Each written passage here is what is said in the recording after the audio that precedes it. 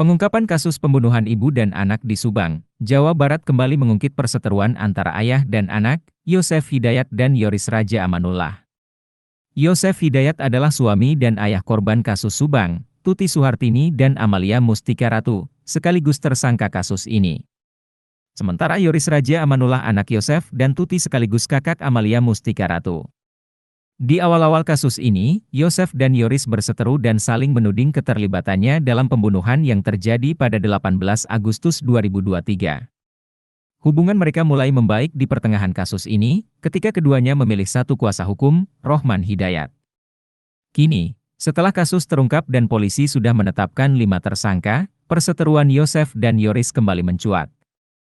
Terbaru, kuasa hukum Yosef, Rohman Hidayat menuding Yoris telah menjual mobil yang ada di TKP kasus Subang. Perlu diingatkan kembali, jasad Tuti Suhartini dan Amalia Mustika Ratu ditemukan dalam bagasi mobil Alphard hitam pada 18 Agustus 2021. Mobil itu terparkir di rumah Tuti, Dusun Ciseuti, Kecamatan Jalan Cagak, Kabupaten Subang. Saat kejadian bukan hanya ada mobil Alphard, tapi ada juga mobil Toyota Yaris warna kuning milik Amel dan mobil BMW. Mobil di TKP yang dijual Yoris adalah yang BMW. Kata Rohman, mobil BMW dijual Yoris pada seorang polisi. Menurut Rohman, seharusnya mobil itu tak bisa diambil, apalagi dijual begitu saja. Hal tersebut mengingat mobil BMW itu berada di lokasi perkara yang hingga belum selesai proses hukumnya. Pengacara Yoris, Leni Anggraini mengakui bahwa kliennya memang telah menjual mobil di TKP kasus Subang. Kata Leni, Yoris menjual mobil tersebut karena telah rusak. Ia juga tak memungkiri bahwa pembeli mobil di TKP kasus Subang adalah seorang polisi yang bertugas di Polsek Jalan Cagak. Menurut Leni, mobil BMW yang dijual Yoris tidak termasuk ke dalam barang bukti pembunuhan Tuti Suhartini dan Amalia Mustika Ratu. Mobil BMW tersebut, Leni menerangkan, memang milik Yoris pribadi. Sedangkan Yaris kuning merupakan milik Amel.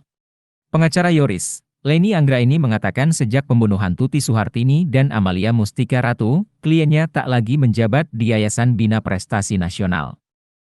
Leni mengatakan, 2 hari setelah kasus Subang, Yosef meminta Yoris mencairkan dana BOS dengan menunjuk Danu sebagai bendahara, menggantikan Tuti Suhartini.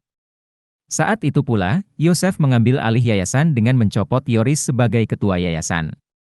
Tahun 2023 Yoris baru kembali ke yayasan dengan menjadi kepala sekolah. Kata Leni, Yosef meminta mencairkan dana BOS sebesar 77 juta rupiah dengan alasan untuk membayar jasa pengacara dalam kasus Subang. Kini Leni dan Yoris tak mengetahui pasti kebenaran Rohman Hidayat membela Yosef dalam kasus Subang secara sukarela. Menanggapi hal ini, Rohman Hidayat membantah dibayar menggunakan dana BOS Yayasan Bina Prestasi Nasional.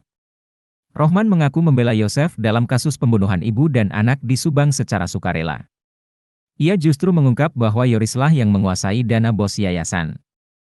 Rohman mengatakan ia membela Yosef dalam perkara pembunuhan ibu dan anak di Subang secara pro bono.